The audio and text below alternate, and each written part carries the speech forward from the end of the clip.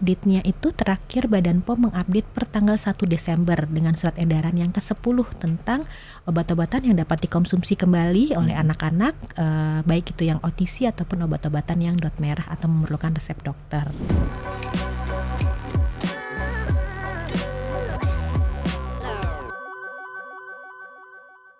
Untuk mengkonsumsi obat sirup, sekarang sudah dirilis ya, brand-brand yang memang sudah boleh dikonsumsi kembali oleh masyarakat, oleh anak-anak kita di Indonesia. Sebetulnya ada hal-hal yang perlu diperhatikan nggak sih dok untuk konsumsinya pada anak-anak di Indonesia, terutama yang sediaan sirup ya dok ya, obat-obatan sirup. Jadi dengan maraknya isu EG-DEG untuk obat-obatan sirup ini ya, Mas Yudi ya, dan juga pendengar saudara, bahwa kalau kita mau membeli obat-obatan sirup saat ini, karena kan ada obat-obatan yang sifatnya OTC, over the counter product, ataupun obat-obatan yang membutuhkan resep obat ya. Nah, terutama untuk obat-obatan yang OTC, kita bisa menanyakan kepada apoteker dari apotek tersebut, gitu kan, apakah obat ini sudah boleh dikonsumsi kembali atau belum, gitu ya.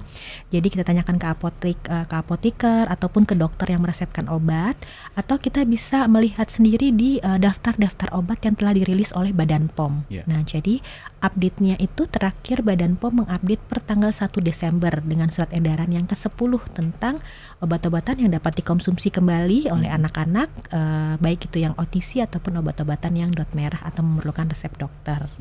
Nah, sebagai konsumer kita juga harus mengingat bahwa ketika kita mengkonsumsi obat, nah ditakutkan banyak sekali obat-obatan yang kita minum saat bersamaan. Nah, itu jadi harus lebih smart ya, mana yang paling penting kita berikan untuk anak-anak kita gitu. Jadi jangan sampai satu gejala diobati oleh satu obat gitu. Nanti kalau ada 10 gejala jadi 10 obat gitu kan misalnya. Jadi ya kita harus memperhatikan mana yang paling mengganggu kenyamanan dari si kecil.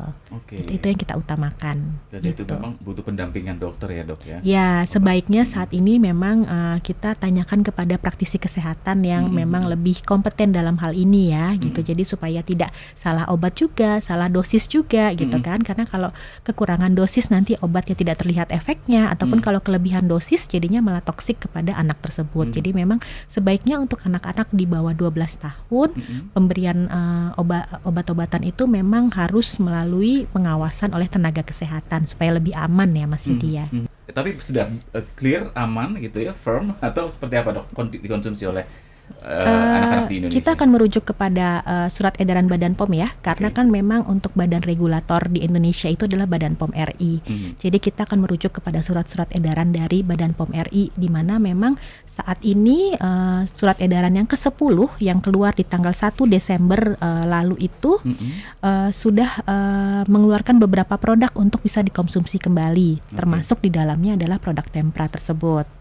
Nah, kalau misalnya nanti sahabat Sonora ataupun para pengguna dari obat-obatan tersebut ternyata memiliki efek samping, baik yang non-serius ataupun yang serius, maka kita dapat melaporkan melalui mekanisme monitoring efek samping obat atau MESO Badan POM RI. Atau kalau misalnya itu berkaitan dengan produk-produk Taiso, maka bisa langsung menghubungi kepada email di Pharmacovigilance Center